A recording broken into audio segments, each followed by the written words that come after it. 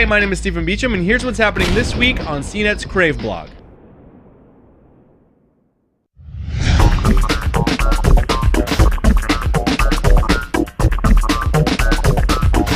A nuclear power plant in Sweden is being inundated by moon jellyfish and had to be shut down this week to avoid a potential nuclear disaster.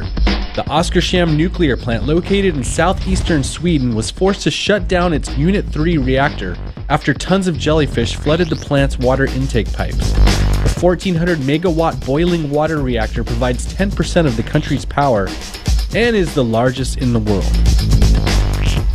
The cesium-133 prototype wristwatch is the first atomic clock shoved into a wearable watch. The watch contains a cesium atomic oscillator which will only lose 1 second over every 1,000-year period. The guts of the wristwatch are thought to be a chip-scale atomic clock built by Symmetricon, which is a $1,500 clock light enough and small enough to fit inside a wristwatch, but we're not totally sure. The cesium-133 could eventually retail for $12,000. NASA's Cassini spacecraft has found propylene on Saturn's moon Titan. Propylene is a chemical used to make everything from plastic bags to car bumpers. This is the first definitive detection of the chemical on any planet or moon other than Earth, NASA said.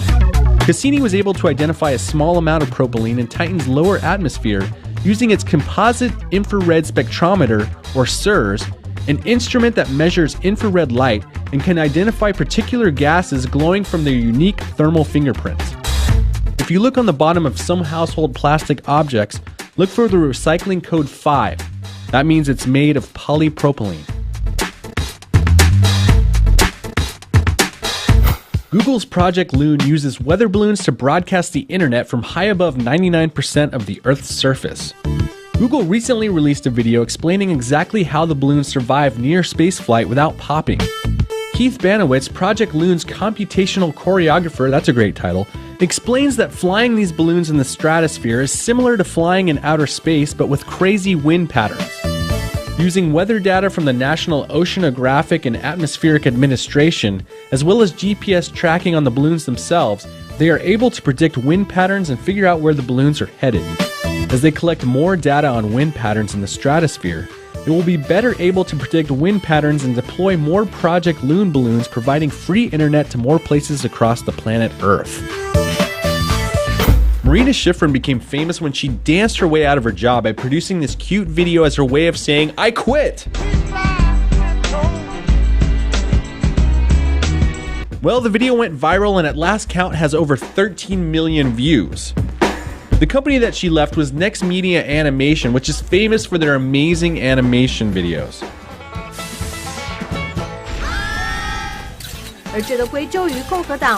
Long story short, they produced their own dance video as a retort to Marina to show that Next Media Animation is an awesome place to work.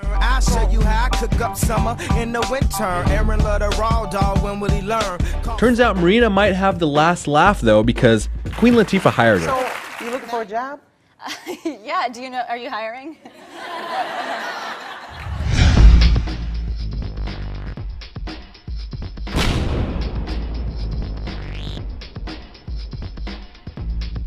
This week, Crave is giving away the Nuance Dragon Naturally Speaking Premium 12 speech recognition software for PCs from Nuance Communications. Go to the blog and enter to win.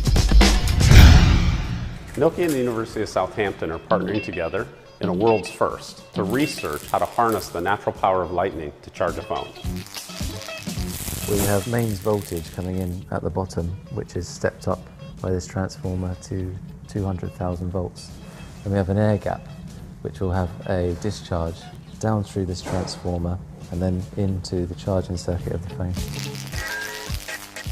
We're able to take this massive erratic voltage and the phone's able to smooth that charge out. This is a first step into understanding the power of natural lightning and being able to harness its energy.